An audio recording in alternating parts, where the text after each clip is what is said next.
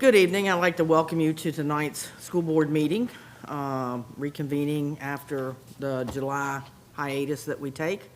So I'd like to call the meeting to order. And at this point, roll call. All members are here. We will now have a moment of silence.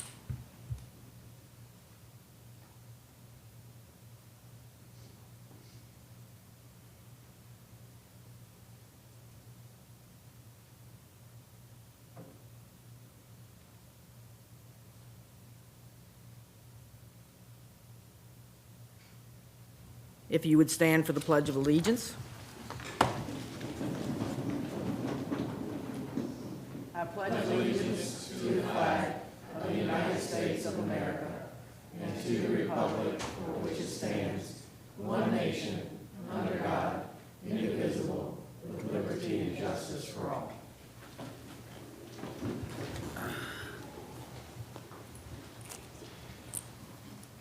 Adoption of the agenda. Do I have a motion to adopt? Second. All right, I did not catch who said so moved. Ms. Pearson made the motion. Ms. Hutchins made the second. Is there any discussion? Hearing none, roll call, not a roll call vote, but a show of hands. How many are okay with the agenda? All right, 7-0. Next is the presentation and recognitions. Mr. Say with Career Partners.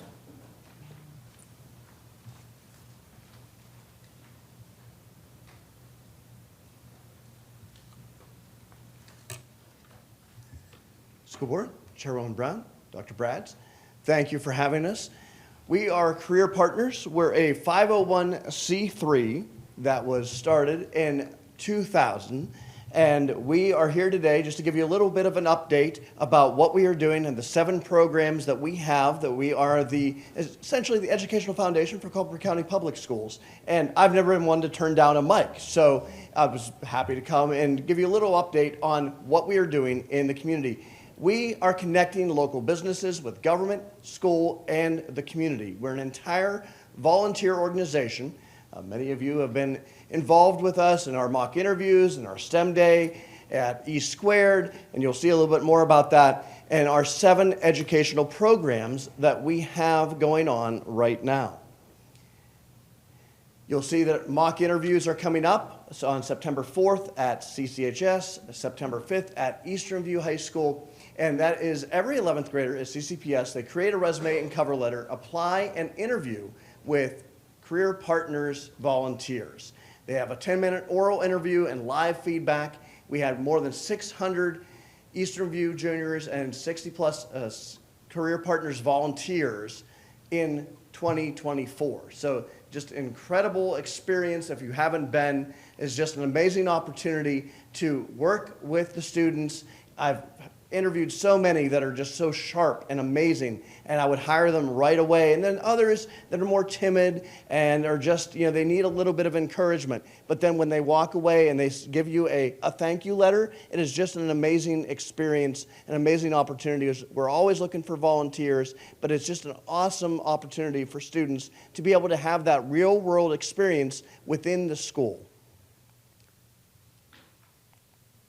Our next program is STEM at the Airport. That is a partnership between the Culpeper Air Fest and Germanna Community College. It's for all Culpeper 5th graders at the Culpeper Regional Airport. We've also opened it up to private schools and homeschoolers. And so students get to experience STEM concepts through real applications. We have REC, we have pilots, we have many organizations that come and talk about science, technology, engineering, and math. And students get a chance to, they make paper airplanes, and Dr. Brads has tried out the go-kart, the electronic go-kart, and the little electric go-kart. It's been a lot of fun. So just a wonderful opportunity for students, all of the 5th graders at Culpeper County Public Schools, getting to come out and experience that STEM concept in real time. Next, we have Career Exploration. This is a new program that we started as an externship, which is a short experience, 40-plus hours, pairing a student with an industry professional. We had 10 students last year, and 4 businesses participated in 2023 and 2024. And it was English as a second language students. It was an incredible experience. We had such good feedback from that.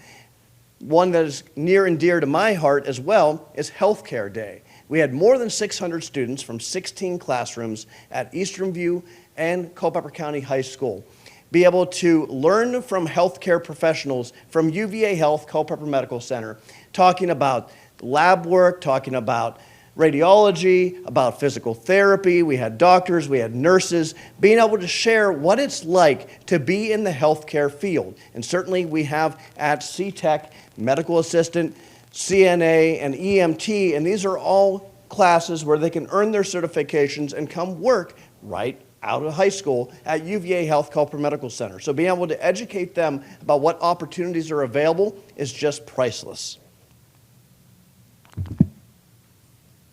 Next, we have Teachers for Tomorrow. It is 2 courses, 6 college credits from Shenandoah University, plus the ability to earn a Para-Pro certification.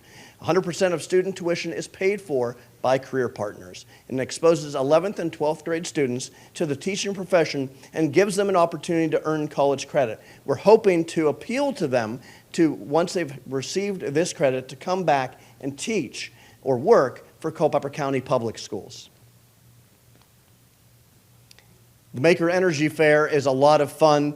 We've had it at CTEC the past couple of years, and it showcases local businesses and classroom projects of Culpeper County Public School teachers. In 2023, we had 3,000 plus community members participate in 36 activities. So there's robots, and there's the Soapbox Derby has done the planes where you can have a show with aerodynamics and with their sailboats.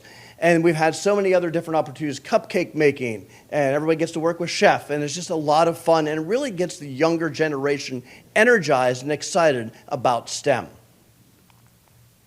And then E Squared. This is our signature program. It is entrepreneurial energy. If you've ever seen Shark Tank, it is like Shark Tank in Culpeper with high school students. It is a semester-long competition with teams of high school students and business coaches. It brings in business leaders from throughout the community to help them form a business plan where they develop a business venture and pitch it to hypothetical investors. It is just an amazing experience, and the winning team members receive $10,000 scholarship towards college. So it's just an amazing opportunity for them to have a real-world application once again of being able to come up with a business idea, come up with a marketing plan, a financial plan, where they're going to be based, and then they pitch it to a group of sharks. And so it's just an amazing opportunity for students to be able to become entrepreneurs. We see the winning team there last year, Helmet Hero.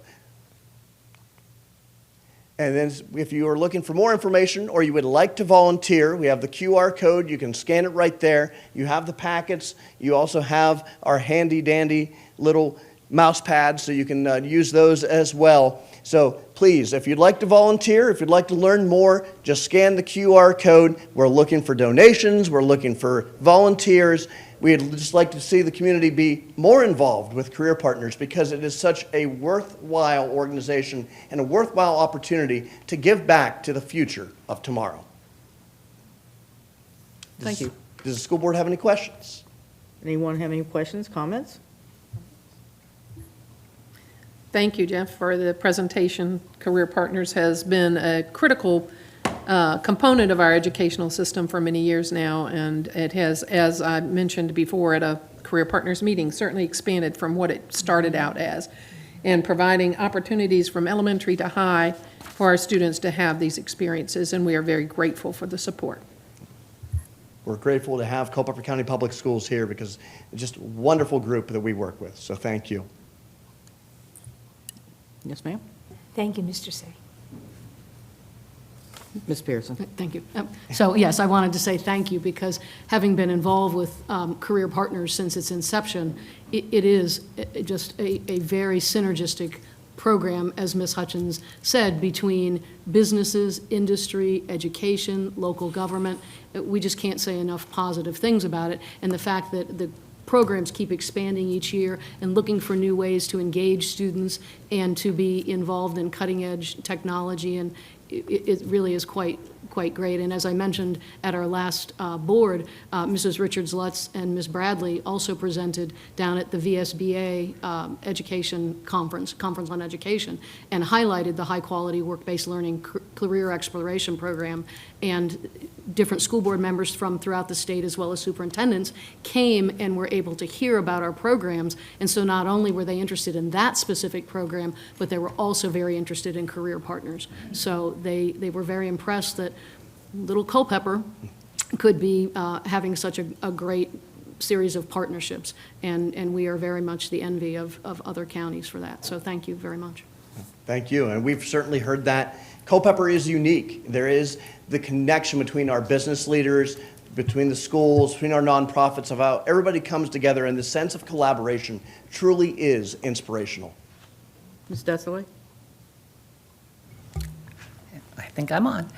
Thank you so much for being here. I just wanted to say that I think that the different programs that Career Partners provides and helps with for our schools is really the shining star of so many things. And as a local small business owner, just seeing the kids at E Squared just warms my heart.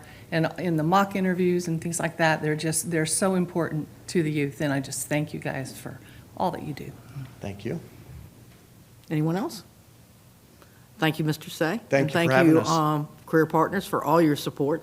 Appreciate it very much. Thank you. At this point, we'll have student recognitions. Mrs. Baker will go down and hand the awards to the coach, and the coach will take the microphone and acknowledge the award winners. We will start with Mr. Kalinga. Mr. Kalinga.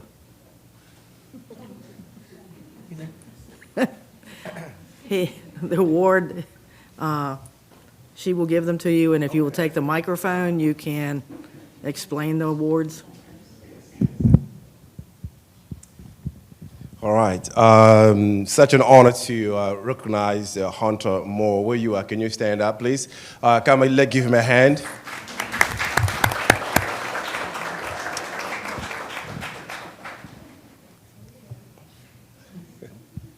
In fact, Mr. Hunter has been with the program for 4 years or so. I've coached him for a while.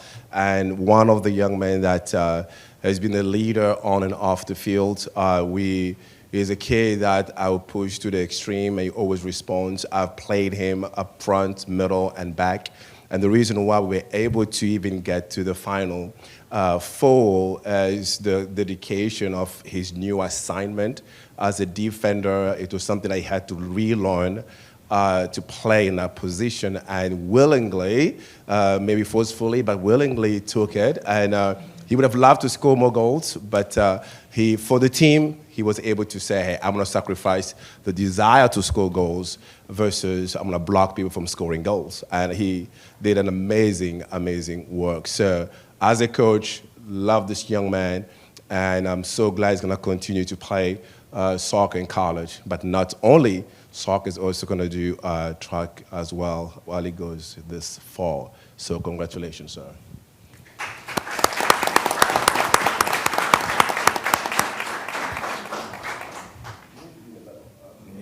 This is your thing.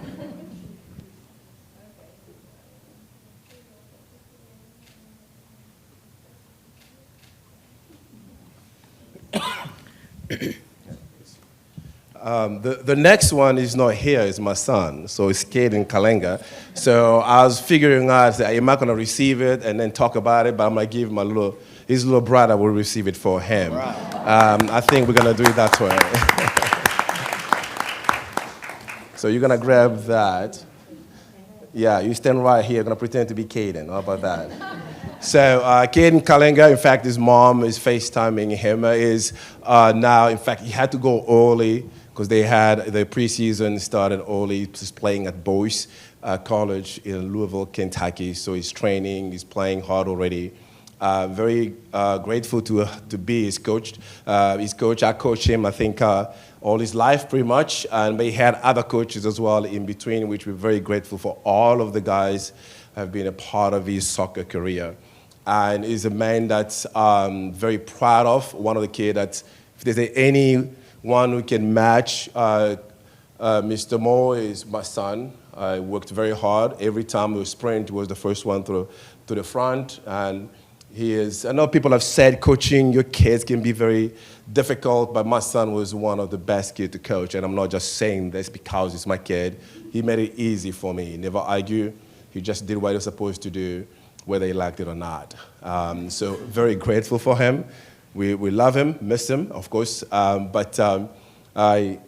He was the captain the last year, was able to lead the team, and his best games became when when we needed somebody to step up as a leader. That's when he kind of showed up. So we are very grateful for him. We hope the best for him as he continues his soccer career, and hopefully he's going to stay healthy and play well. So Kaden Kalenga, you are watching. God bless you, and be a good son and a good Christian young man. And that's it. So you stand in the middle of them.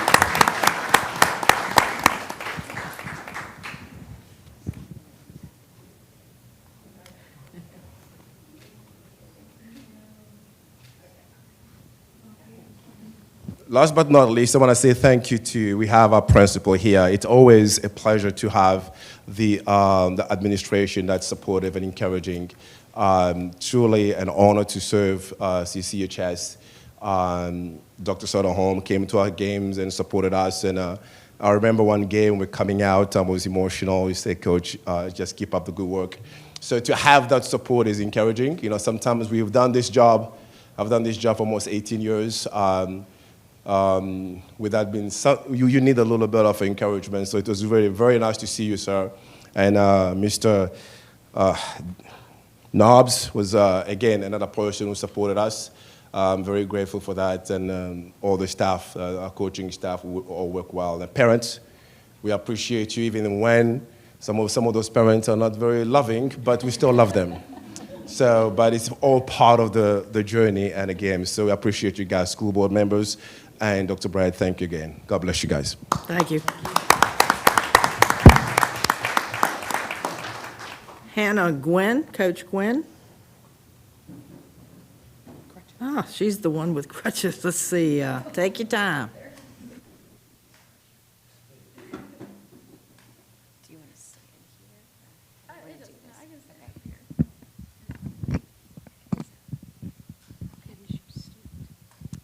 All right, tonight we are recognizing Tamira Young. I've had the privilege of coaching Tamira for 3 years on varsity and 1 year on JV. Tamira is not with us today because she is down at Radford preparing for her fall season as well, and we could not be more proud of her. I could talk about Tamira all night. She's just a phenomenal young woman. She was a leader on our team. And she has a record at Eastern View for 35 goals in a single season. And she just did an amazing job this year for us on the field, off the field, a leader for all of her teammates. Not only was she an all-state soccer player, she was an amazing track runner as well, and competed in the state track meets too. Without further ado, Mr. and Mrs. Young will be here to receive her award for her.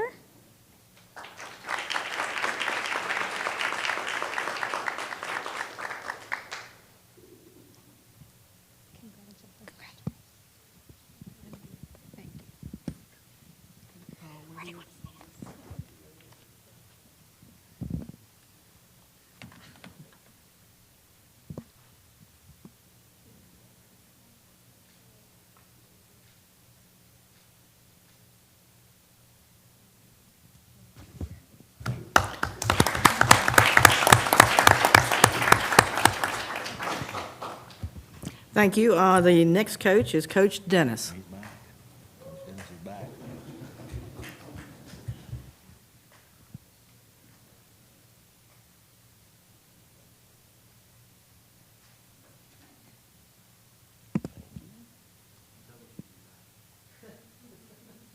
will be. One at a time, right?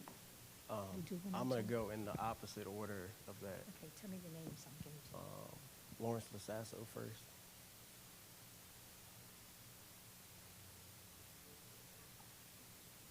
Thank you.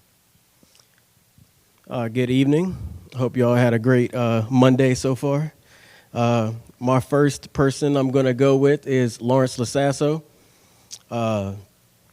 As we know him, we call him Gator. I haven't said Lawrence Lasasso too many times. Gator is probably one of the most naturally talented people I've ever seen in my life. He's great at almost everything he's done, sport-wise, singing, dancing, doing cologne reviews on TikTok. Anything of that nature, whatever he decides he wants to be great at, he will be great at. This time, as every other state meet, Lawrence he goes in and he acts like he's nervous, but he's really not nervous. Goes in, he looks at me, and he goes, I think I might win this. I think his knee started acting up a little bit, but he still got to 6'4", tied his PR, ended up getting third in the state, helped us to a top 10 finish. So first person is going to be Lawrence Lasasso.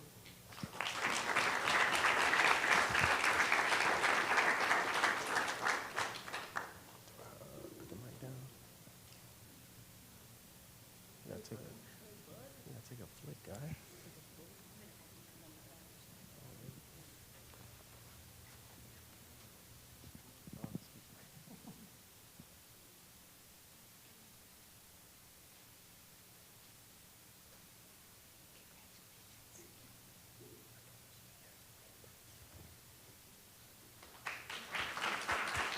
Caleb Murray.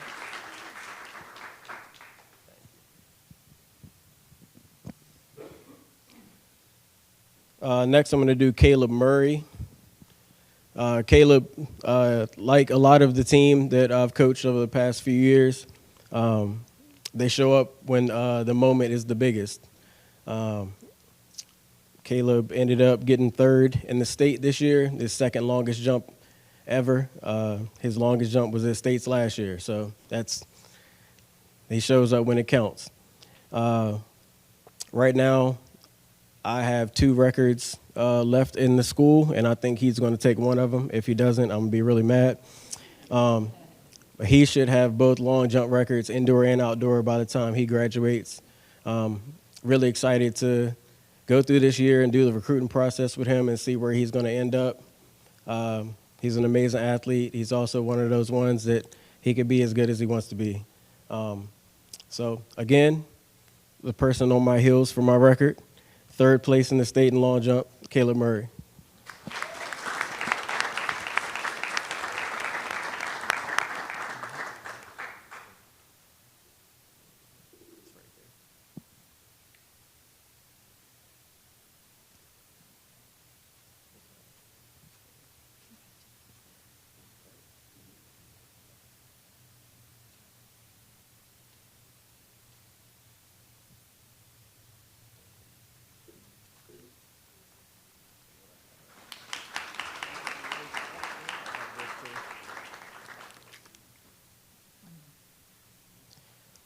All right, Teresa, come on.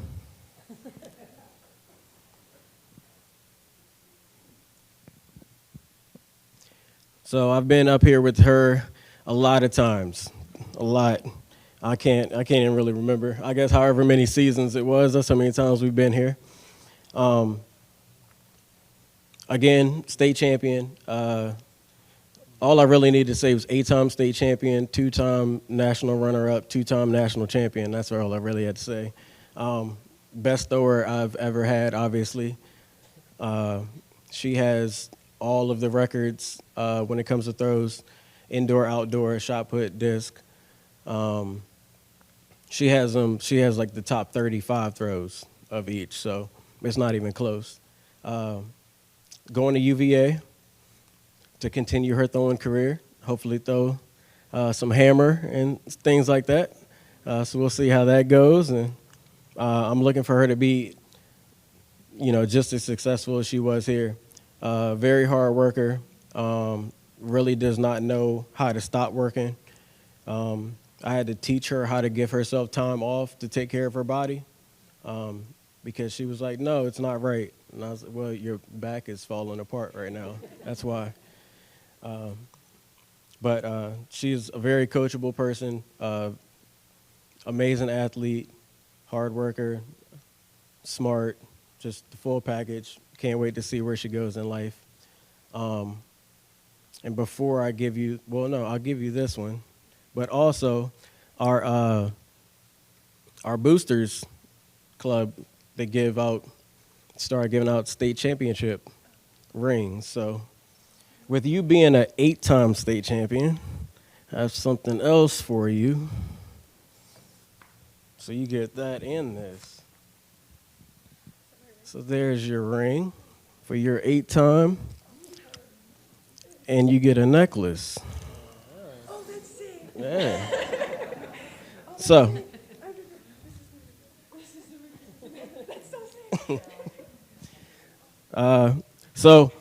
If, she's only 45 minutes away. So UVA hosts a lot of home meets. So if y'all want to go watch, just, contact one of us and we'll let you know the schedule. Hopefully I can watch her continue to be great. She actually would have scored in the ACC championship meet this year. So I'm definitely looking at her to score next year. So unfortunately, the last time I'll ever be able to do this for Teresa Breckley.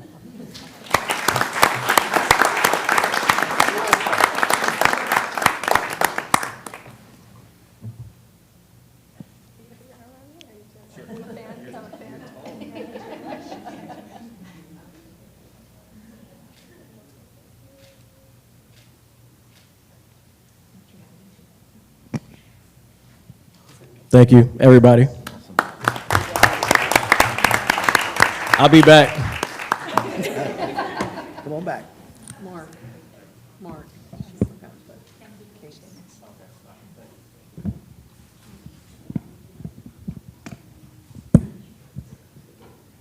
All right, thank you, any of the seniors that came back to receive their rewards tonight.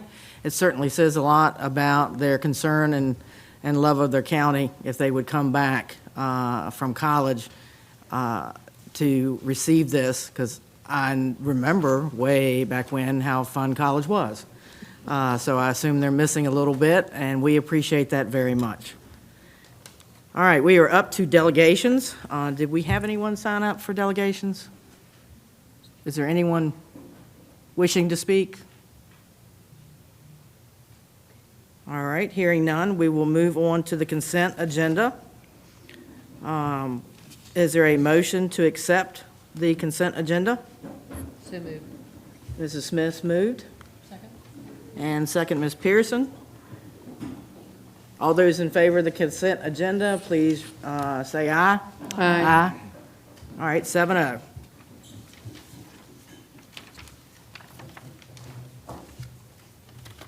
Let everyone who wishes to leave have the chance to get out the door.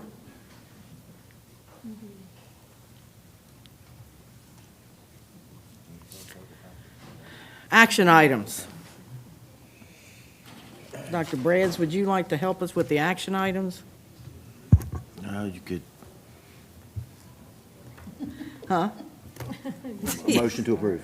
And then after second, I will chime in. All right, motion to accept the action items. Is there a motion? No, We have to just do one one, at a just one. time. Okay, that's what I thought, but I wasn't sure. I thought you were trying to make us go all the way through at once. No, ma'am. All right. Superintendent update, first reading, let me find where I'm at, action items. Approve the revised JNE2 school fee list. I make a motion that we approve the revised JNE2 school. Ms. Smith made the motion. Second. I think I heard Ms. Desolé say second before that. So all those in favor of changing after any discussion? Called it. Okay, this is the fee list that the board approved at your June work session. We're bringing it back, as we shared with you, because logistically, with our financial software, it's problematic at this time to do something along the lines of a security deposit. So that was not collected to start the school year, so what you see is what you approved in June minus the items for each elementary, middle, and high school that listed a technology expense for Chromebook, refundable security deposit. We're going to look at that this year in terms of how best we can make progress towards lost, damaged, not returned, whatever, in terms of Chromebooks, because these are our books these days, folks, out there, and they're not coming back. So if we don't do a better job, we may end up having everybody have to pay the price of a technology fee. That is not something that administration really wants to do, but if we don't do a better job in terms of taking care of this this device that is our instructional pathway to most everything that we do, then we may have to do something a little different. So remember back in the day when you paid for damaged textbooks, this is our textbook. So again, it was a noble idea in terms of a security deposit, because that would be, you get the security deposit back if you took care of your Chromebook. Very difficult for us to logistically manage that. So stay tuned. Coming to a theater near you may be a different plan for the following year. To include but not limited to taking up Chromebooks unless students and families request them to be kept over the summer for a specific reason, so that we could do a better inventory than we're doing right now. Happy to answer any other questions you may have, but administration recommends approval to the revised fee list. Thank you. Any other discussion? All right, all those in favor? Say aye. Aye. 7-0. All right. Authorize the superintendent to enter into a contract with RRMM Architects for the design of elementary school number 7. Is there a motion to accept? So move. Ms. Baker, and is there a Second. second? Who said second? Second. Ms. Burnett? And any discussion on this? Madam Chair, just remind the board that when we put out design services, architect and engineering services for building elementary school number 7, and that's what we're calling it, and that's what's going to happen very, very soon, we hope. We had 15 offerers that could design a school for us. Of those 15, we interviewed 5, and of those 5, RRMM was the most responsive for our committee, and they were selected number 1. In this competitive process, you negotiate with number 1. If you cannot reach an agreement for a fee structure, then you move to number 2. We did reach an agreement with fee structure for RRMM Architects. We've had good luck with them before, particularly this place called CTEC. You may know of it. They did a very good job with us for us at CTEC. So the fee list is attached. We're right at, for general services, about 7.1%. And there's some contingencies in there that may raise that fee just a bit if they are needed as amendments. But it's a very, very competitive rate, about the price for overall services that we had for them when they did CTEC for us. So administration would respectfully request a vote of approval on this contract, award of contract. Thank you. Any other discussion? Yes, ma'am. In reading the proposal, did I understand that there is a component of solar panels for this building? Or did I not read that correctly? Yes, ma'am, you read that correctly. Now, that will be, like any project, it will be designed to be LEED certified as an energy efficient item. The state is mandating now that with any new construction, you have to have some energy savings entity or certification. That would be LEED in this case is what we're striving for, and also with possibility of solar panels. But those are costly in a project, so that could be something like we did with CTEC. We added that after the fact, after we needed the money on the project, and with county supervisor support, we found funds to do that project. I will say, and thank you for Ms. Hutchins for bringing that up, you know, just so folks know, we're contemplating building a 75,000 square foot elementary school to house approximately 650 students in grades preschool through kindergarten. We have a bid alternate into the structure, and we had this from day one, for an alternate of approximately 11,000 square feet of a preschool wing. It is very much our intention to possibly be able to consolidate our preschool VPI programs and special ed programs in one place for collegiality, instruction, and be able to service our students better in that regard. So we're looking at that. But again, that is an ad alternate. And also, we have put in this specification that the design would be adapted for another elementary school should the need arise. And as you see growth, the need will probably arise, and if that were the case, with the way this was put out to bid, potentially we could go with our RMM again with a very, very similar design.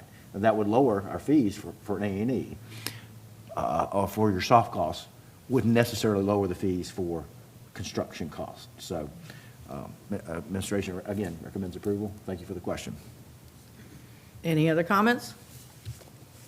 All right, vote. All those in favor say aye. Aye. 7-0. All right, first reading of the MOU between CCPS and the Culpeper County Sheriff's Office, School Resource Offices. Before you take any motion, I'll speak to that. How's that? Would you like?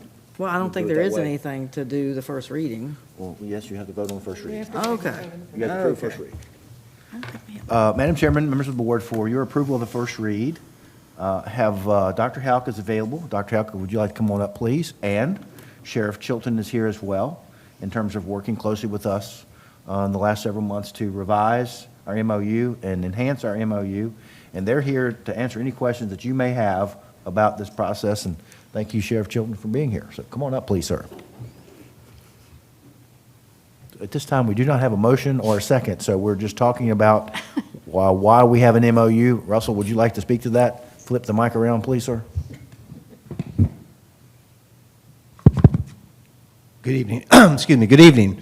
Yes, we've had an MOU in place with the Sheriff's Office since 2016. It is a requirement under the Code of Virginia that if we're going to have SROs, we need to have an agreement with the Sheriff's Office about what that looks like. I've been pleased to be able to work with the Sheriff and Chad McKnight since last February. We started the process when the new administration came in of updating the MOU. If you have the strike-through underlines, you'll see a lot more underlines in certain areas. And that tends to be our trend as we live experiences. We realize there's things we need to put into writing. And so I'll be glad to explain any of the changes that we're recommending. Yes, ma'am. Thank you. I have a question concerning the body cameras. That's new Yes, ma'am. for SROs? Yes, ma'am. So they're in the process of being bought right now. We were able to get a partial grant for some of it, but most of them have been bought from last year's budget savings. So they should be here September 1st. So probably in place by the end of September. And how are we protecting student confidentiality with those cameras? And- Same thing, there's a number of different things that we have to put in place for it, and a lot of it's for FOIA purposes. So majority of that's gonna be how we redact certain pieces. We're gonna have, with the amount of Axon cameras that we have now, we're actually gonna have to employ somebody full-time for just camera systems. We have about 100 cars on the road right now. About 60 of those cars have Axon, and then we're gonna have almost 50 guys with Axon on them as well, between patrol and SROs right now. So we feel that we'll be able to protect the students' confidentiality Yeah. with the use of these? Yeah, most of the school systems have gone to them now. Anybody that already has Axon has already gone through the same situations that we're gonna be going through. But what we've been able to find from most of the people that we're speaking to is it's gonna be FOIA related. Thank you. Anyone else have questions or comments they want to make? Yes, ma'am. To both of you gentlemen, as someone who lived with the 2016 MOU, I am highly impressed with this updated MOU. It's transparent, there's a lot of clarifications, there's expansions of roles and responsibilities, and so I wanted to commend you two for coordinating, and obviously Captain McKnight, but also our school administration and our school security officers for taking school security seriously. I mean, and having the right people in the right job is just crucial, because that helps create a safe and climate and culture, and a positive climate and culture, and we know that that can ward off many discipline issues. So I just want to say thank you for this improved MOU. Any other comments? All right, hearing no other comments, is there a motion to accept this? So moved. Second. All right, and vote, all those in favor say aye. Aye. My question becomes, why do we need a second reading?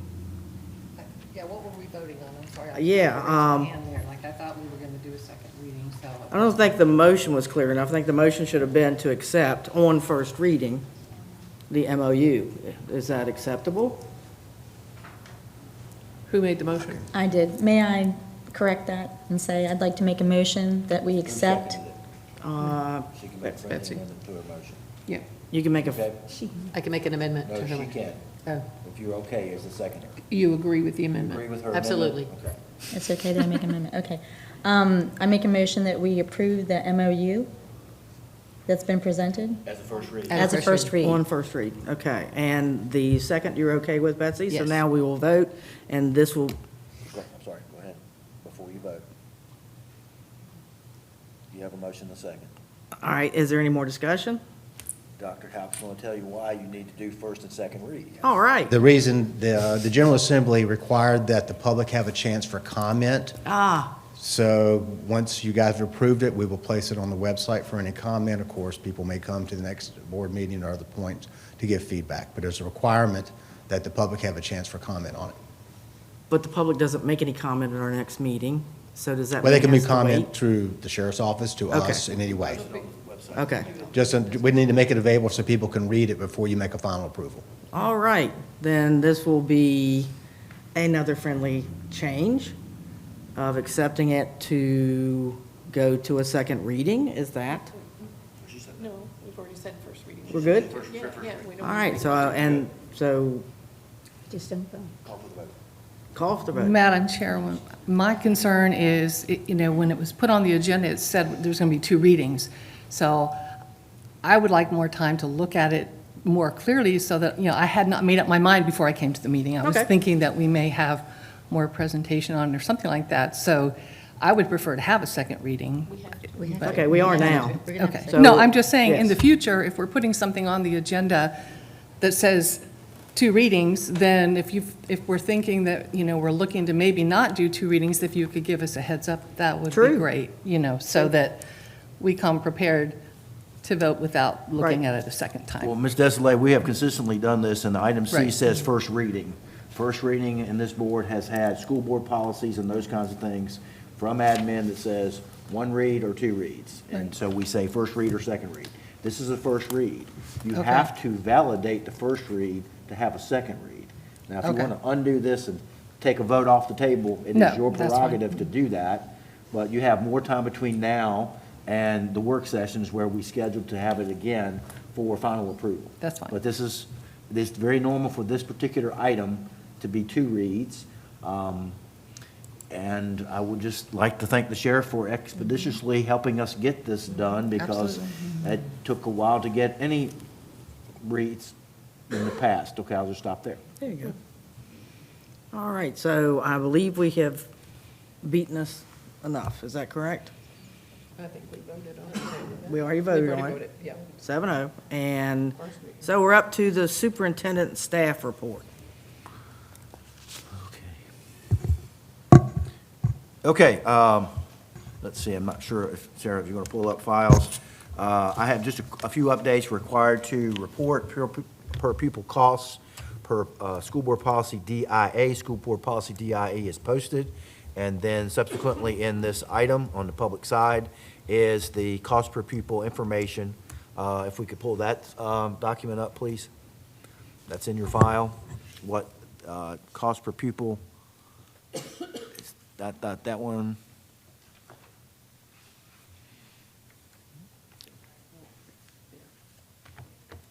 There we go. That's a requirement. FY '23 are final numbers from the audit.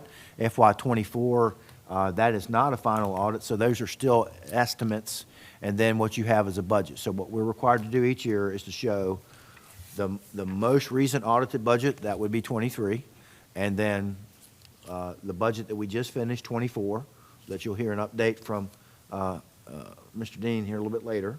And then the budget amount is what we budgeted for cost per pupil. It's a requirement under state code to make this publicly available in terms of the estimate for spending per pupil. Okay? And the policy that goes along with that. The next item that I would like to speak to very briefly is school board policy. All I have to say about that is it's file BF. School board policy can be found on the school division website. Go to school board, and school board link takes you directly to board docs. Board docs lists all of our school board policies. And so what this just says is that annually we must make notice to the public of the availability of the policy manual. If someone would come to the office and want to have a paper copy of something, we will supply that within the realm of appropriateness, because it would be a major document to copy. But we will certainly do that. But now with electronic policies, it's there for public consumption. So just making the public aware of our school board policy online. The next item, KG, is community use of facilities, reminding folks that school division facilities can be used by public groups, and I want to reiterate groups, not individuals. Your school board policy does not rent, lease to individuals. They do to groups, and we have certain parameters with respect to that. Anybody wants to see how we keep up with that, on our website under events, you can toggle to school board or community events or whatever. We have all the listed applicants for facility use there listed all the time. Part of the policy states that we do that monthly. We don't bring this back to the board monthly. It's redundant because it's on the website monthly, and we update it there. Happy to answer any questions about that. Okay, last but not least. Any questions on that? Last but not least, so on the screen, yeah, we can see that. This is today. So we've tweaked this a bit from Wednesday. Wednesday, first day enrollment was revised, I think 3 times. And then I talked to our student data folks and said, I'm not sure that's even a relevant number. We did Thursday's count, and then we had a little event that with the state of emergency, we were very cautious on Friday and didn't have school. So this is our 3rd day of school. The numbers are showing you that on the 3rd day of school right now, we are at, for K-12, 8,093 students. That is 28 students more than day 3 of last year, just letting you know that, which is a good thing. We have 141 pre-Ks right now, so that's we're on track. So I didn't think the first day really mattered now that we can get a good grasp of what day 3 looks like. So that you know, we will take another count to see how we're trending. Our 10th day count will be on August the 12th. I think I have that right, so 10-day count. We will take another count at the end of August, which is August 29th, because we are off the 30th for the long Labor Day weekend. So we'll do another count just to gauge where we are.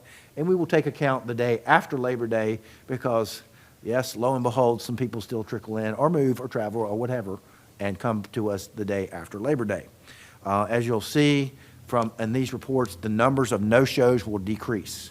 There's a number far right on the bottom right of the report that shows no-shows. That means that this student, family, what have you, hasn't indicated to us officially that they're not coming back. So they're on our books, and we're expecting them. So if you take expecting them plus what's there, we're at or above budget amount. So that's promising, right? So you know, because of March ADM, the biggest chunk of funds that we receive is from the state, and it's based on enrollment, period, the end.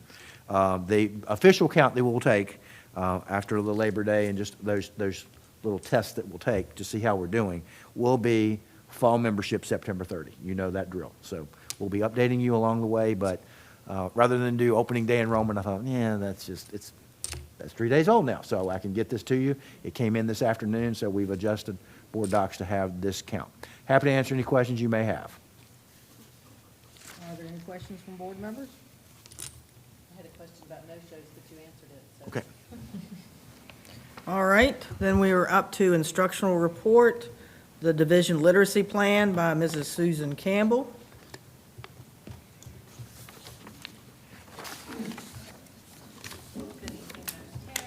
Madam Vice Chair, all the members of the board, and Dr. Bratz, thank you for allowing me a little bit of time to give you an update on something I find very exciting, our division literacy plan. This is our first full year of our implementation of the Virginia Literacy Act, so it's fully implemented at our elementary schools, and then we'll expand to our middle schools next year. The division literacy plan is mandated under the VLA. Our draft was due to the state on July 1st, and our plan was approved on August 1st, so we're very excited. I'll quickly highlight some of the information in the sections, and then you can ask any questions you like afterwards. Section 1 is our school division literacy vision. I think the takeaway here that I've been telling people is to remember that what our vision is saying is that students and staff will embrace literacy as the cornerstone of academic success. We realize that it's very difficult to be successful in all your academic areas if you're struggling with literacy. So staff and students, again, recognizing that literacy is that cornerstone for all the other endeavors, very important thing, all the other great things that they'll do academically, from kindergarten through 12th grade. Section 2, just to give you a quick update on that, we have purchased and trained and implemented all of our high-quality instructional materials. So that's a new acronym, that HQIM, that's already starting to spread to other subject areas, but we are fully in compliance with this. The one piece of the HQIMs that we are going to be working on, along with everyone else in the Commonwealth, it's not something that we have to have in place yet, we have to have it determined by December 6th, are interventions. So which curricula and programs will we use for students that we deem are high risk for having reading difficulties? We have to identify other evidence-based programs to use with them. So we've identified our core programs, our supplementals, and then now we're going to be working on our interventions. Everyone across the Commonwealth has to have their plan updated to include this and any other suggestions or feedback they may have received from the state by December 6th. So that's the major thing that will be changing with our plan that we'll resubmit in December. Section 3 is about our training. Part of the Virginia Literacy Act is that teachers are trained in evidence-based literacy practices. So we have fully implemented all the trainings to be ready for this year, as you can see in our plan. All of our elementary school teachers have been rostered to begin the state training. At this point, we are just waiting for the state to get our elementary teachers logged into their Canvas course and begin that pretty rigorous training. And then middle school teachers, and that's English and content areas, will begin theirs in September or October. Section 4, still some good news. All of the assessments that we will use to assess students, whether it's screening, diagnostic, or progress monitoring, we have in place, and all of the staff who would be administering those assessments have been trained. Our admin and specialists we've actually already started for this year looking at end-of-year data, of course, and reviewing data, and we'll do this throughout the year very regularly, so we stay very much up on students' reading plans, their goals, and their progress toward that. Section 5 is assessing our division level progress. So this is the piece I think that may be the newest and maybe very exciting. Obviously, we're starting our implementation, so the key now will be to assess and monitor how that's going. So not only are we monitoring student progress, now we're monitoring as a division, how is our plan doing and supporting students and staff. And then Section 6 talks about us partnering with all the different stakeholders. So with our student reading plans, we have several ways for parents to be involved in that, in the creation of the plan, and then we detail how we will communicate with them regularly with the progress toward that plan.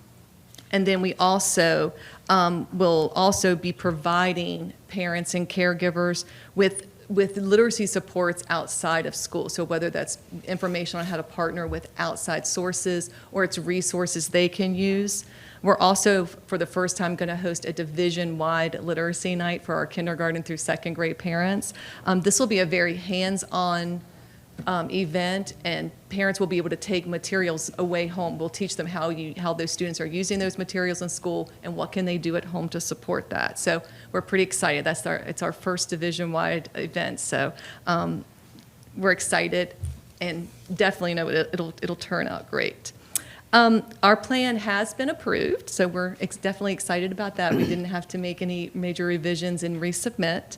We're going to post it to our website this week, along with all the names of our reading specialists and reading interventionists in our buildings. That is another mandatory part of VLA, that you have that posted for public comment, and they know who to contact if they have questions.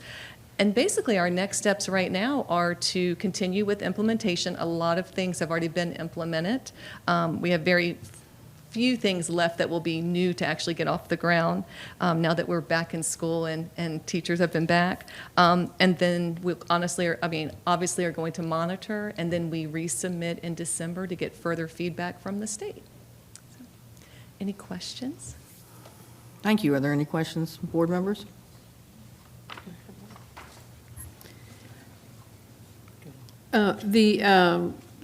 Division-wide, it's all very exciting. The division-wide literacy event is for all children Yes, in K through, K2. not We're just gonna- those who might be in need. Correct. I mean, we'll definitely going to, no, it is for all students, and we definitely want to reach out to those parents, for parents for students who are going to have student reading plans, but it will be open to all parents. Very exciting. Yeah, and we did target kindergarten through second, because the reading needs are different, K2 and 3-5. So we're going to focus on K2 for right now, and then move to 3-5, and then we'll have 6 through 8 next year. Thank you. Ms. Smith? No question. I just wanted to say it looks great, and thank you for obviously a lot of hard work. Yeah, thank you. Anyone else? Ms. Baker? Yeah. Okay. So again, I wanted to say thank you for a very good presentation and a very succinct summary, because obviously this is a requirement and a lot of hard work has gone into it. So thank you to you and the staff for doing that. One thing I'll share quickly is that one thing I did tell the teachers, and this is a truthful statement, so I want everyone, I want to scream it publicly, is what I shared with elementary teachers I guess almost 2 weeks ago now when we were training for this. Definitely, we are in a great place, and with this, like you said, it's law now. It's across the Commonwealth. This isn't something just happening in Culpeper. There's definitely no other place I would want to be implementing the VLA than in Culpeper. Our teachers are ready. This is extra work for them. They are receptive and excited, and so I feel very blessed. There's definitely no other. I can't believe there can be another division that is as ready for this as we are in Culpeper. Thank you. Dr. Bradds? Ms. Campbell, we are very blessed to have you leading this initiative for us. So thank you, and all the instruction department and all those, and our building administrators, principals, assistant principals, lead teachers. It's a phenomenal thing. You hit the nail on the head, obviously. Literacy is the key to success for everything that our students do, whether it's the exciting things that you're about to see with career and technical education, or mathematics, or whatever dual enrollment program or early college program. Literacy is the key. It starts early, and we're going to go get them. So thank you for what you do, and we're blessed to have you. Thanks. Thank you. Thank you. Next instructional report is CTE Resource Guide with Mrs. Randy Richards Lutz. I am.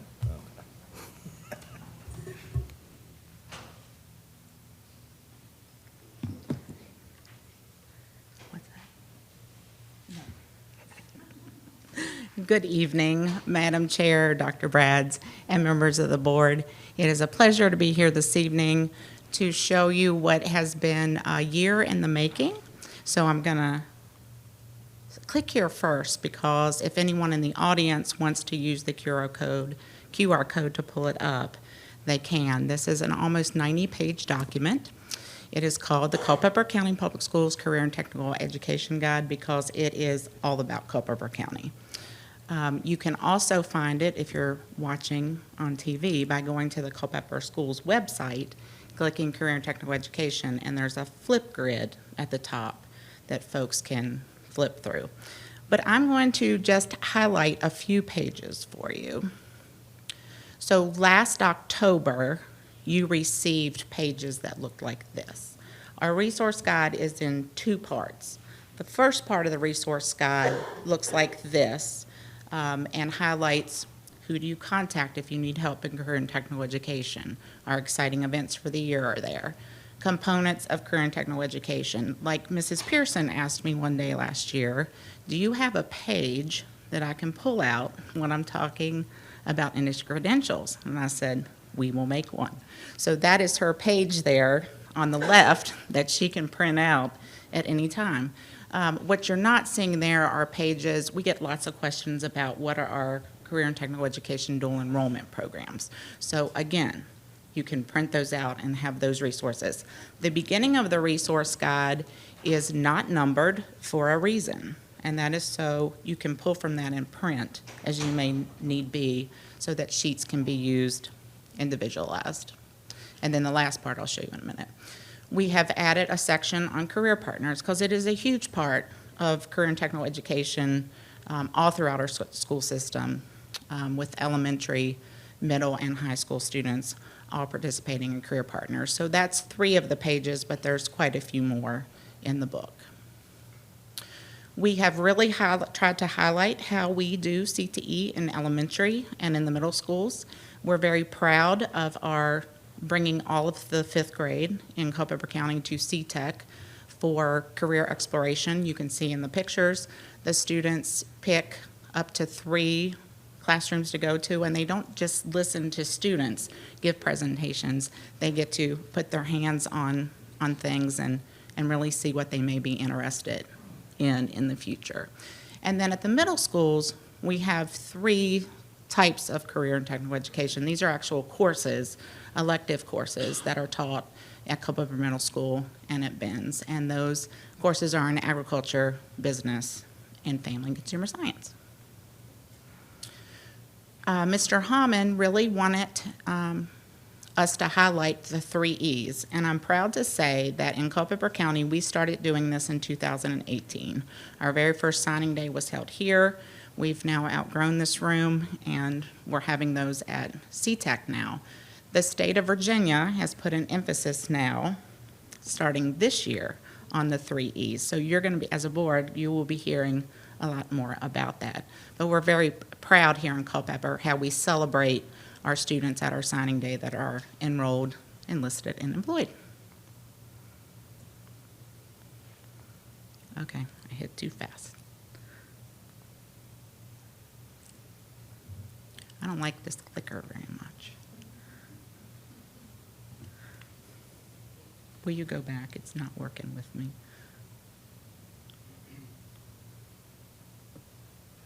No, did that up one more for me. Thank you. That one right there. Okay, so after we have in the guide the elementary and the middle school pages, then we go into the numbered program guide.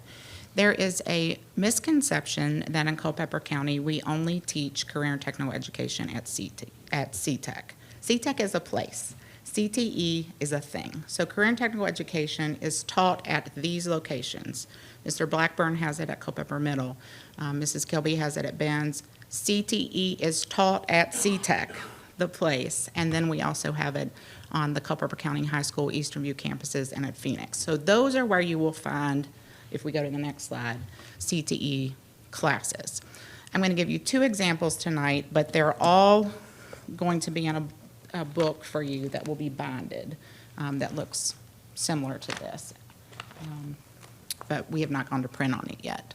So if a student or a parent or a business person is curious in our community, they can go straight here and see what they would take in all of the career pathways that we have. We currently have over 80 career and technical education courses between all those locations that I just showed you. Tonight, I'm going to show you 2 pathways. So if a student wants to take culinary arts at CTEC, they must start at either Eastern View or Culpeper County High School taking nutrition and wellness. So the student and the parent can clearly see here, I start there, and then I can take culinary arts 1 and 2 at CTEC.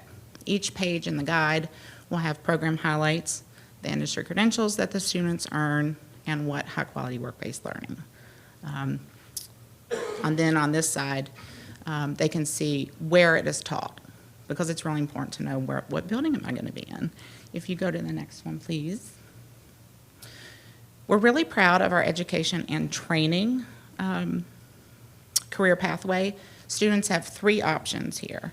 They can start with number 1, taking child development class, and they can go into early childhood education 1 and 2, and those are our on-site preschools at the Little Blues and the Little Cyclones. If they do not like that option, then they can go with option number 2, which is take child development, and then they can take Teachers for Tomorrow 1 and 2, where in that course they spend most of the time in a K through 12 classroom assisting a teacher. We have, I've lost count, Mrs. Metzger probably knows, how many students that have gone through Teachers for Tomorrow, and you have hired them. They're now paras in our school division. And the third option, if you want to become a teacher, and our newest, is the Future Educators Academy. I know Dr. Brads has spoken to you about that before. And that's when a student comes in their junior year and graduates, and they're halfway through their teaching degree before they then transfer from Germanna Community College to another university to finish. So this is what the guide looks like. And that's it. I do have to thank my team. All 50-plus CTE teachers had a hand in this. Mr. Summerscales, of course, our leaders at both high schools, Beth Lane and Ms. Cockrell, and my cooperative education student for the past 2 summers has worked on this, Max Clements. I'm happy to answer any questions. Ms. Burnett? I just wanted to say thank you for that very comprehensive guide, because as a parent, it's so wonderful to have that, so you can go through and say, okay, this is what you need to sign up for, and this is what you're going to get out of it. It's that instant, almost reward. They can see where they're going. And it's just wonderful. I loved it. Appreciate it. 88 pages, well worth the read. Huge team effort. It was wonderful. Thank you. Thank you. Anyone else? What a labor of love. Yes, it was. So, and It's our passion. And just to echo what she said, very helpful to not only parents, but to students, because sometimes, you know, when the parent says it, you know, you're just mom. Well, when somebody else tells you, or you can see it in print, then maybe you start to think, yes, there is some validity to it. But also our community members can see that, how our students are going to be prepared, and what the rigor is, and how it's connected to, you know, industry data. So again, thank you for that. Thank you. All right, anyone else down here? I was just going to say, wow. Wow. Looking I'll at make every sure page, everyone just- knows. Yeah. Ms. Hutchins? It's amazing, very engaging, very easy to follow. And I think it is critical, as others have said, for parents to understand and students to understand the pathway that they need to follow in order to get to whatever the top class is that they're headed for. And thank you for highlighting that CTEC, that career and technical is not just taught at CTEC. That's not usually a question that I get, but in explaining what career and technical classes we have, it becomes obvious that they're in, not just at CTEC, but it's good for it to be here so people can see that, and this is beautiful. Thank you. Thank you. Anybody else? Yes, ma'am?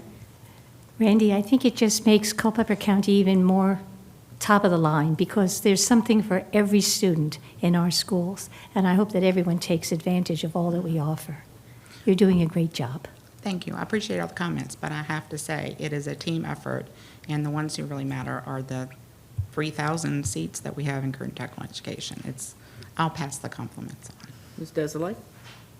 I won't embarrass you anymore, except Okay. to say thank you so much. Thank And I you. know how much work and the changes that got put into it and everything. It's wonderful. Thank you. Thank you. I will embarrass you. Thanks. I can always count on you. Career Partners exists because of your leadership. I know that you surround yourself with very good people, but that's part of a sign of a good leader. They can recognize talent, and they let the talent go forth and prosper over guiding them strictly. So I appreciate you having come from the Shenandoah Valley over here and made your home here and stayed here. So thank you for your work, and thank you for all of the work of the CTEC group that makes our county much better. Thank you. Thank you. Thank you. Am I good?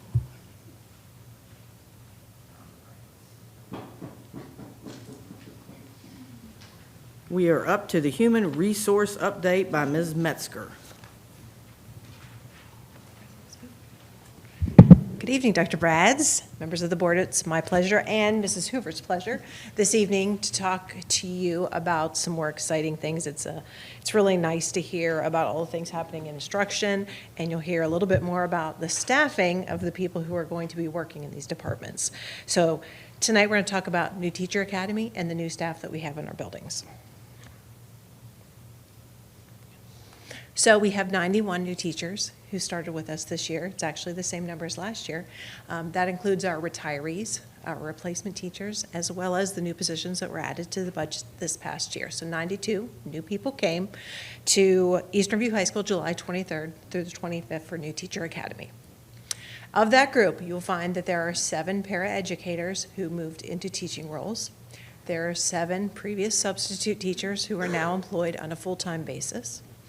17 of those people recently graduated from college, so we have a nice diverse group of people coming in. We've got some new people, and we've got a lot of people with experience that have chosen to come to Culpeper too. 9 of those left at one point, but are now back with us. They've seen the light. 33 are career switchers, which is really a growing group for us of people who have gone out to do different things and decided to come back to education and made that their new path. So that's exciting. And 10 CCPS alumni are with us this year. So those people who graduated from here, a lot of us taught or, were administrators at school with, so they are back. Pathways to Teaching, I know you guys have heard me talk about it. This is year 2 of the program. So last year, we started with 3, but only 2 are currently with us. 1 had to drop out, so we now still have 2 who are in year 2, and then we have 2 new people who are in the program this year, so we have a total of 4. And the most exciting thing, I think, is that all of our certified teaching positions are full, which is amazing. And for that reason, I want to thank a few people, our admins who are here and not with us tonight, just working, creating cultures in the building where teachers want to come and work. Chloe, our licensure specialist, our licensure employment specialist, does a great job with our recruiting, communication. She sets up interviews. So the teamwork that they have with the school administrators has worked very well. And we have had a lot of applicants this year, more than it's growing. So I think that's a good thing as well. So day 1 of New Teacher Academy started at Eastern View, where all of the events took place this year. We did introductions. Teachers sat with their school, so they got to meet the other new people. They got to meet their lead mentor for the school division. They spent time with technology. You see Donnie there giving out laptops. You also see, don't see it in the picture, but they got their badges. So everything that they need to start learning. So everything there, those are pictures from day 1. And Laura's going to finish up a little bit more about the fun of day 1. So in addition to getting those tools, we decided it was a good idea to take our new teachers out on a bus tour. So we had 2 buses go out. These pictures are from the elementary bus tour that I was lucky enough to fit on that bus. And Jack Glick and Tamisha Dabney led the tour along with their assistant principals. And they did a school mascot music trivia So the teachers had to guess the mascot by the tune. It was very creative. They put a lot into it. And as we went along, they pointed out all the key sites to in Culpeper, places that the teachers might want to check out. So that was lots of fun. We did it in the morning.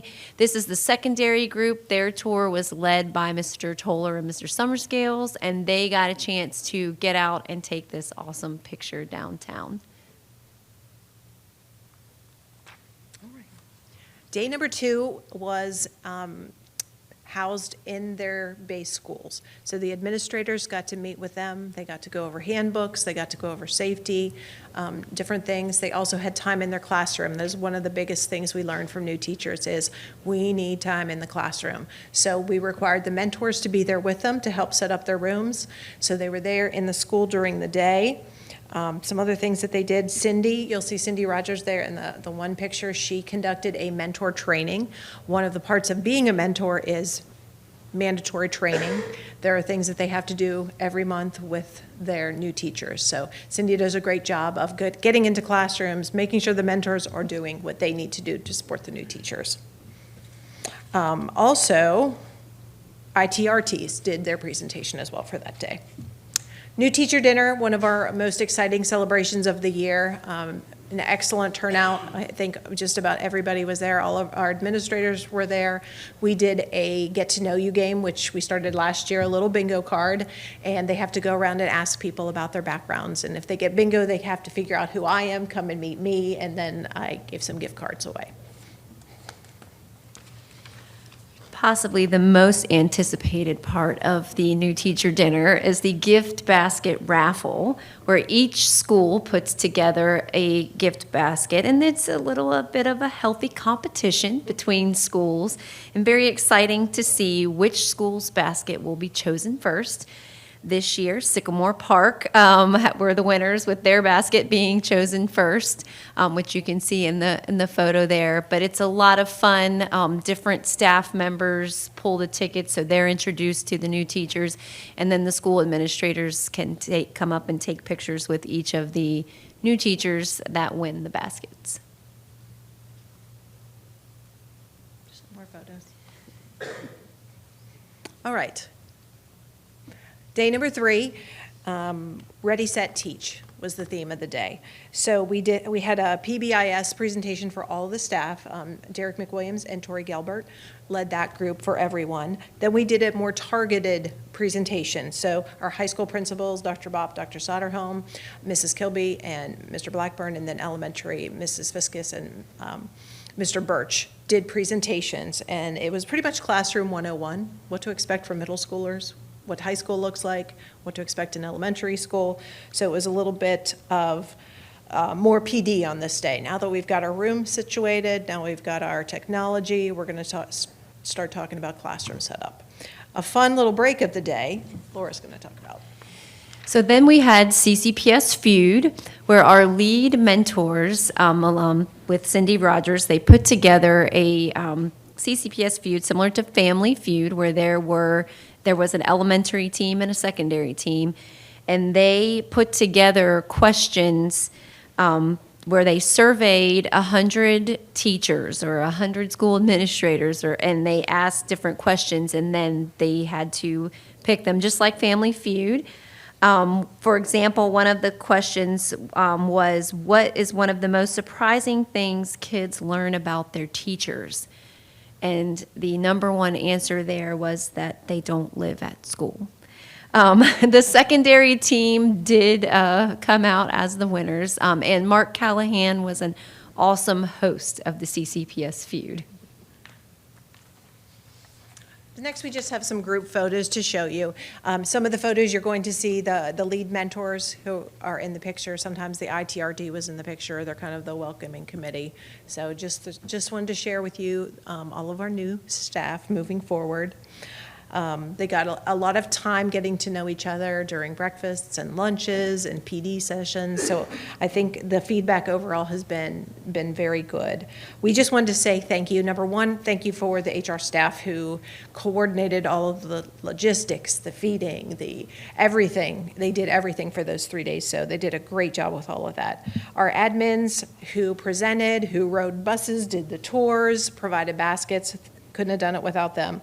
The instruction department also met with all of the teachers at different times, depending on if they were elementary or if they were CTE or if they were history. They got to meet with the curriculum specialist.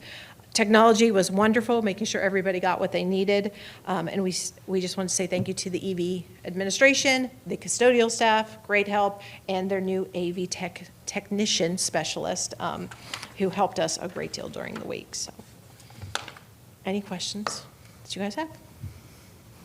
Anybody have any questions or comments? Yes, ma'am? It's very exciting, and I'm sorry I was out of town when all this was going on, but it's what a great start to the year and a lot of work. And our new teachers are truly blessed to have such a great administration staff and principals and all the HR and just everyone that pitched in to help, the mentors. Thank you. Yes, ma'am? I was going to say that I met some of the new teachers and actually, talked to them beyond some of the events, and they were amazed by the welcoming and the family feeling. They were just so impressed and so happy to be with us, and I thank you very much for that. Anyone else? Anybody else? I would like to say, and going through some of the buildings and stuff like that, the vibe is very upbeat, happy. That day that the new teachers were there to begin with, and then BIE Day, it seems to kind of be like we've turned a page to happiness, and I just hope that continues. I did have a teacher stop me, and she said, "You need to hear my story," and I said, "Go for it." And she said, "I worked at Prince William County, the place that pays you all the money." I said, "Yes, I do know that one." And they said they came here, and they were here because of the administrators that they wanted to work with. And we're hearing that more and more, that it is the people in the building who are running the buildings are managing to keep the kids. Teachers are still kids to me. But to keep the teachers happy, and even when they're stressed in things, there are people around to help them.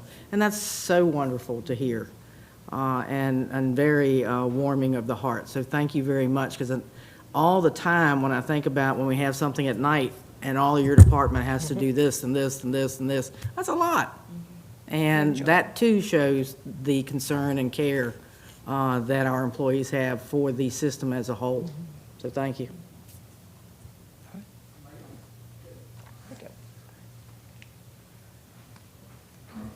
Finance report from Mr. Dean.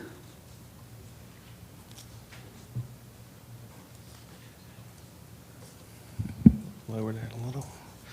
Good evening, Madam Chair and members of the board, Dr. Brads.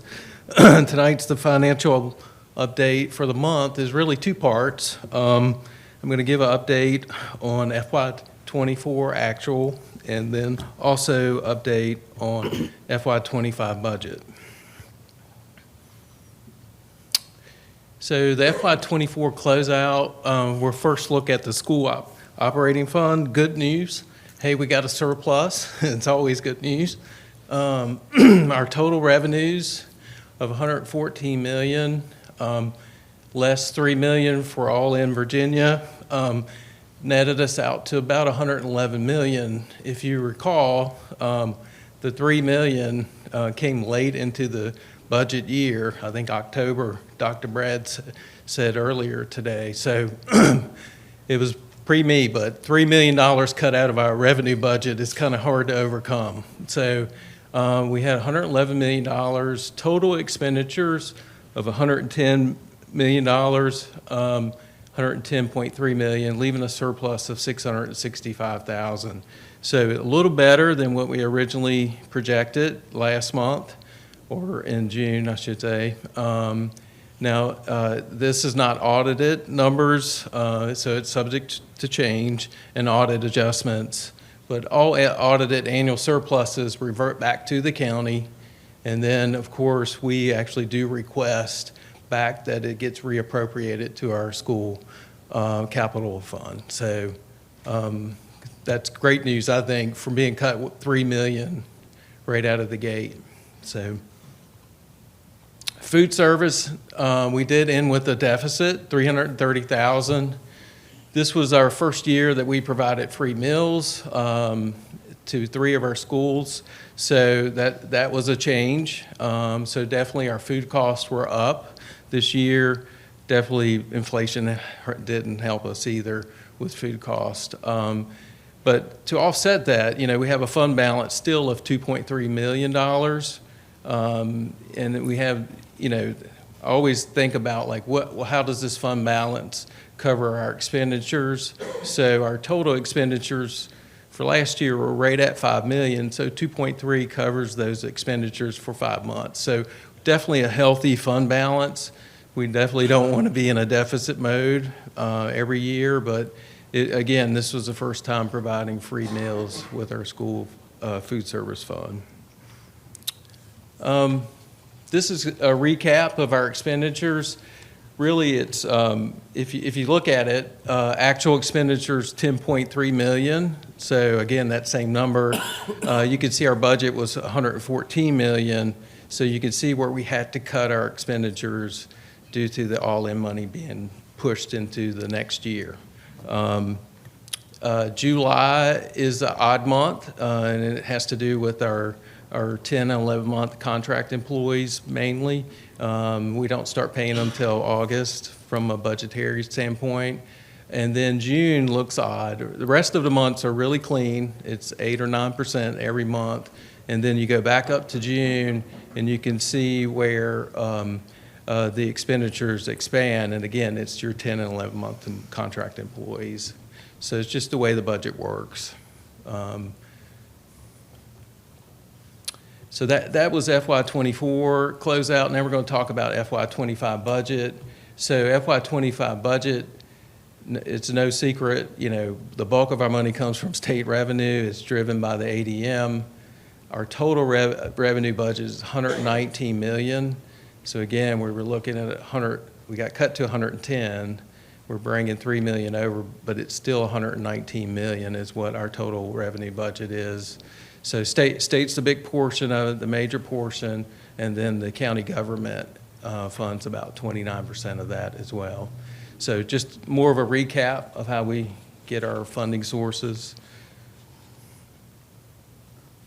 And then our FY25 budgeted expenditures, again, $119 million. It's a balanced budget. It's heavy in instruction. And then obviously operations and maintenance is number 2 with our building services to support instruction. So any questions? The year's just starting. Any questions, comments? Ms. Pearson? Thank you very much for a very clear initial presentation to the board, and welcome again to the job. Yeah, thank you. I'm excited to be here. So I'm a local guy. I know I'm following big shoes with Jeff, and I teased him before he left. I said it's kind of hard to follow Tom Brady, but with him, he's a legend, of course, across our schools and the school system. So I hope I won't be Mac Brown, but maybe Joe Montana, Steve Young, okay? So, but, yeah, thank you. All right, any other comments? All good, thank you very much. Yep. And our operations report from Dr. O'Brien.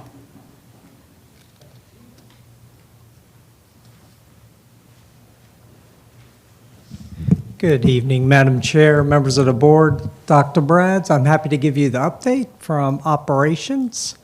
Considering we just started school, we're actually going to look back for a moment at our summer projects.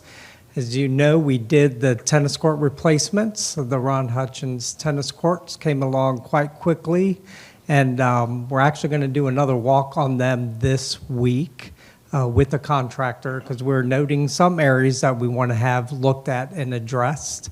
I did walk out there when we got the rain the other day on Friday and noticed that there was a little bit of standing, but not near as bad as it was previously. So I think they did a very good job on getting it leveled for the most part. That's what Eastern View's project looked like as we went through it, and it's all done as well. And in fact, I got better feedback on Eastern View's courts too, having some folks take a look at it. Because we're always looking at new space, and space is a premium at Yale Elementary, we closed in their auxiliary space to provide some office areas for some of our specialists. And as you know, the bus yard, we did some work. We added a concrete collar around the fuel pumps and by the garage, as well as rehabilitated our tanks, painted them, sanded them down, had some work done. I know there's a little bit of yellow tint there. That's actually part of the diesel that was like some of the moisture coming out of it when we had some rain, but we'll clean that stain off.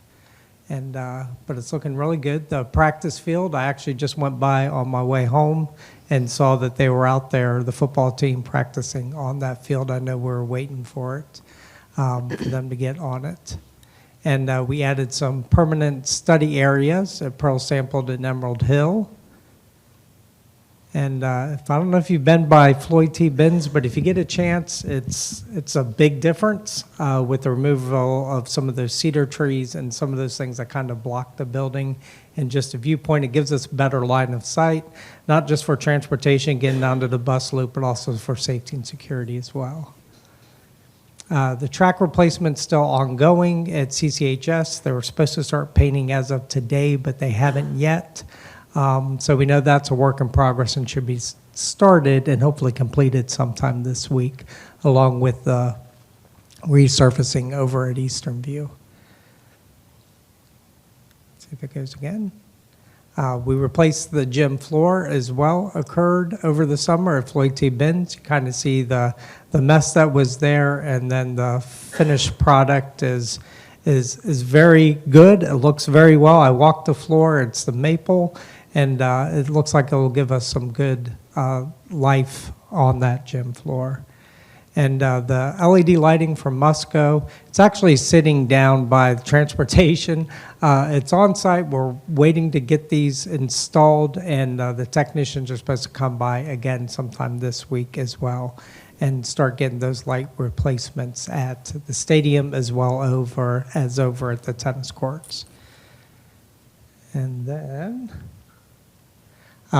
food service, this is our meal counts, and you heard Neil talk a little bit about making sure that we don't have a deficit in terms of the funds over on the food service half. So it's all about participation for us, even with the CMP, because that's our reimbursable meal expenses. And you could see that according to the first day, we were up significantly as well. So we think that's a good sign that we're in the right direction and we'll get reimbursed and help to balance those books. Technology, you can see what we did. We did a lot of outside PA work at Eastern View, and we did some convergence for PA stuff at some of the elementary and middle schools. We did our school security grant like we do every year and finished some of that work. They actually extended our deadline because we had so much summer work going on, which we appreciated from the state. And we installed some new network backbone equipment. Finally, transportation. The end of last year, you see what our bus stops were, about how many we did. So we're at about 12,000, a little over 12,000. This year, for the first 3 days, we're going to have a total of 13,252, which you can see what it looks like, the morning runs and then the afternoon runs. And so that's an increase of 8.6% over last year. And we always get that. We get the first, we're going to ride the bus, and then some say, you know what, I'll just bring you to school. So it depends on how that will start to impact it. Equipment, obviously we've done some replacement, working on a replacement bus And we also were awarded a grant for 4 additional electric buses with charging stations that we're doing work on, replacing the actual fuel pumps at the bus yard. And we've done all our upgrades to our stop finder and our GPS, even though we're going to actually roll that system out a little later in the month, because that actually connects to the GPS devices that we have on our buses themselves. And that's about it. I try to be as quick and as efficient as possible, kind of like with our routing. But I do have to say one thing before I go. I do appreciate the central office staff really helped out transportation during the first few days. They ran buses. We did have a CO person actually drive a bus to assist us.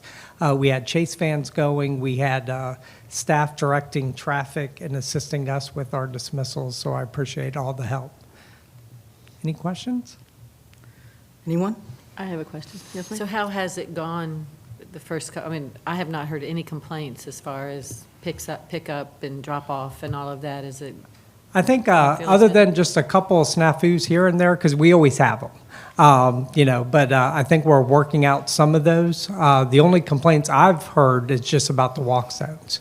And that was just, people, not comfortable with the distance. But most of the time I can address that with them and they understand the security we have in place.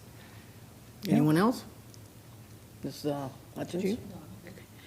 Tennis courts look good. They do, absolutely. They really do. The basketball court at Floyd T is beautiful, absolutely is. beautiful. Is this the Yowl, the closing in of the space? This is the last space This that is we the last have space. available to close in? That is correct. There's an area adjacent to the cafeteria, Cafeteria. but we're keeping that because parents will come in and they'll eat with Yeah, their it's children. needed for and they'll use overflow. That space. cafeteria is not really Yeah. as large as it probably should have been. The other question that I have is the container, the storage container. You didn't highlight the finishing of the ag building behind EV. I just wondered what's going to happen with that storage container. It's not going to stay there in the parking lot, is it? At this time, I'm unsure. I'm not Okay. sure what they have stored in that. That's something I'd have to work with Okay. AgriScience I to just figure out how wondered if we there would were plans relocate for that. it. Yeah, So- absolutely. I'll look into it. Thank you for all the work. I know everybody worked during the summer. That's when we get everything caught up We do. without students in place, so thank you so much. Absolutely. Yes, ma'am. Anyone else? Thank you very much. All right. Thank you. All right, we are up to board comments. We will start with Ms. Burnett. I just wanted to say thank you for all the hard work over the summer while our students were away. And I just love the excitement and the energy. Everyone is doing such a wonderful job. I don't know who could not be happy with the excitement and energy that's going on in our schools. And I can't wait to see all the successes and accomplishments continue. Like we saw today, our students excelling in athletics and, C-Tech, amazing. The 3 E's, enrolled, enlisted, and employed. What a wonderful, wonderful thing that we can do for our students and our community. Thank you. Ms. Pearson? And I'm sure you'll hear the same comments from many of my colleagues, but welcome back. This was my, 28th start of school, and so but in a different role. And so I had to attend some new teacher training, which was actually very good, so that I could make sure I was safe and secure, and glad to see that things were updated. But one of the things that I'll take away is Culpeper still remains, even after all these years, a great place to live and work and raise a family and send your children to school here. And so we are glad for everyone who selected and chose Culpeper. And I just want to wish everyone a great school year. You can see all the preparation and the hard work and the love and the labor and the diligence that has gone into preparing for a successful start of school. And so I want to say thank you, and I hope to see you at school. Ms. Baker? Well, I think we're off to a positive start with a lot of positive energy on behalf of everybody, from the pre-K right through the 12th grade. But I do think it's also admirable that the Culpeper public school system is able to offer every child who attends our school a free breakfast and lunch if they want it or need it. I think that would be so helpful to our community, especially with inflation high and food prices so high, that is something they don't ever have to worry about. Their children can come to school and get good nutrition from our food services. So I thank the whole system for that, and hope everyone has a wonderful year.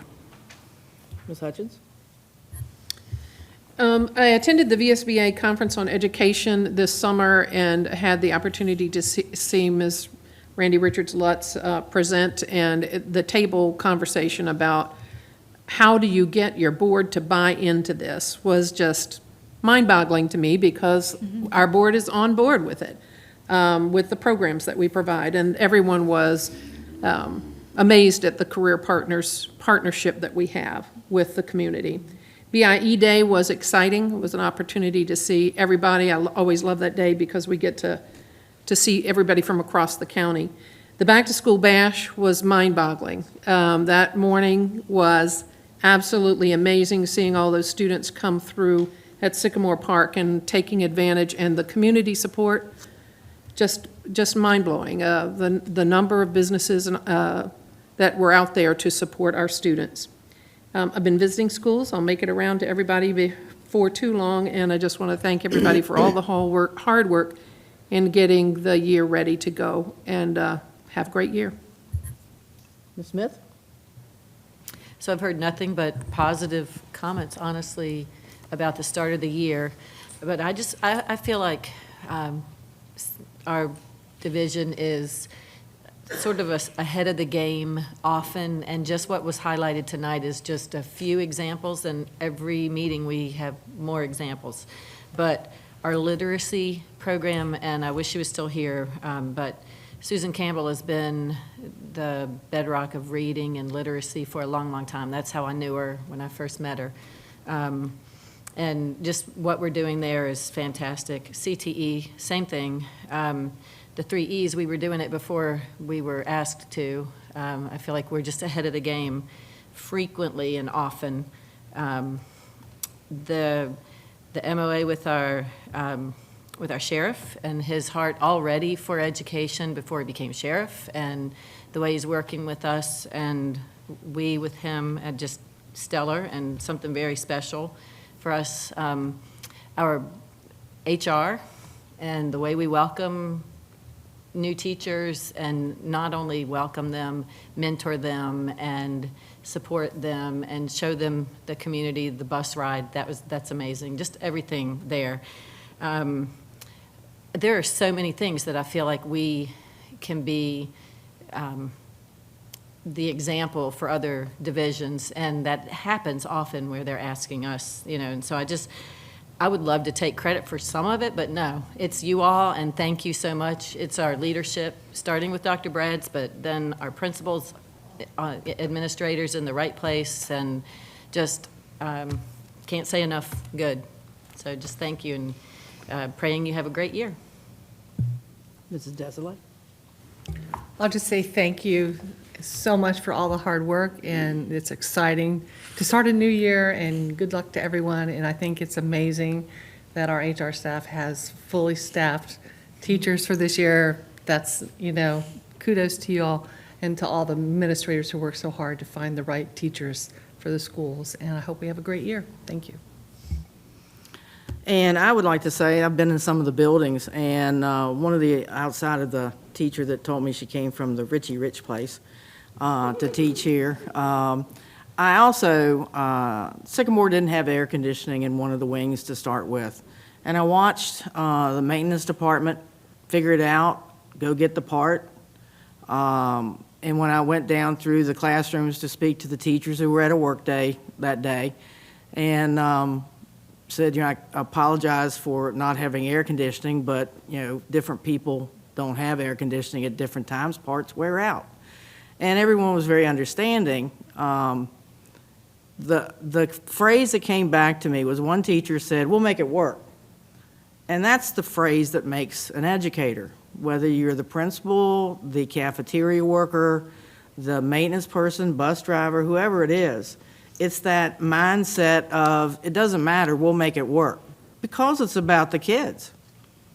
It's not about the people, it's not about yourself, it's because it's about the kids. And that's the difference in what an educator truly is that people outside of education can't understand. They haven't experienced, so they don't know it. But that's the part that really makes our school system function well with our children, is because the mindset of we'll make it work is everywhere. And it's many, many places throughout Culpeper. And so it is a place that we are all blessed to be in. We are blessed to be representing you, and we are blessed to have you provide for our children what you do provide for our children each and every day. A lot of people, when they were walked into that room of 90-some degrees and I had sweat dripping off me, would have been like, I can't believe that. None of that. Just, and then the other teachers in the other wings, is there anything I can do for you? Do I need to, it's just what educators are. And I appreciate each and every one of you, so thank you. All right, at this time, I believe the committee reports are there, the employee appreciation dates are there for informational purposes, the different meetings, planning committee, administrative committee, business work session is on the 26th. It will be at central office now instead of at CCHS. We have enough space there that we think we'd like to try to see if we can make that work. It would certainly be easier on our central office people when we ask them questions if they had access to their offices and things, instead of going, well, so I think this will be a better idea. So please note that meeting is down at our central office. So Mrs. Hutchins, would you read us into closed session? I move that the school board convene a closed session at 7:46 PM to consider the following personnel matters pursuant to the Code of Virginia 2.2-3711A1. The appointment of certified personnel, the appointment of classified personnel, the transfer of certified personnel, the transfer of classified personnel, the separation of classified personnel, the approval of leave of absence, the approval of instructional supplements for the 24-25 school year, the separation of instructional supplement for the 24-25 school year, the approval of the following long-term substitute teachers for the 24-25 school year, the approval of substitutes for the 24-25 school year, the approval of 24-25 fall coaching supplements for CCHS, the approval of 24-25 fall coaching supplements for EVHS, the approval of 24-25 fall coaching supplements for CMS and Floyd T. Benz, the discussion of the superintendent's evaluation, the discussion and/or action, if any, on the superintendent's employment contract, and the discussion of student matters related to named students A through D released from compulsory student attendance due to religious exemption as permitted by the Code of Virginia 2.2-3711A2. Second. All right, we have a second. Is there a vote? All in favor, say aye. Aye. Then we are going into closed session, and we'll have a 5-minute break to do so. That was a long one this time.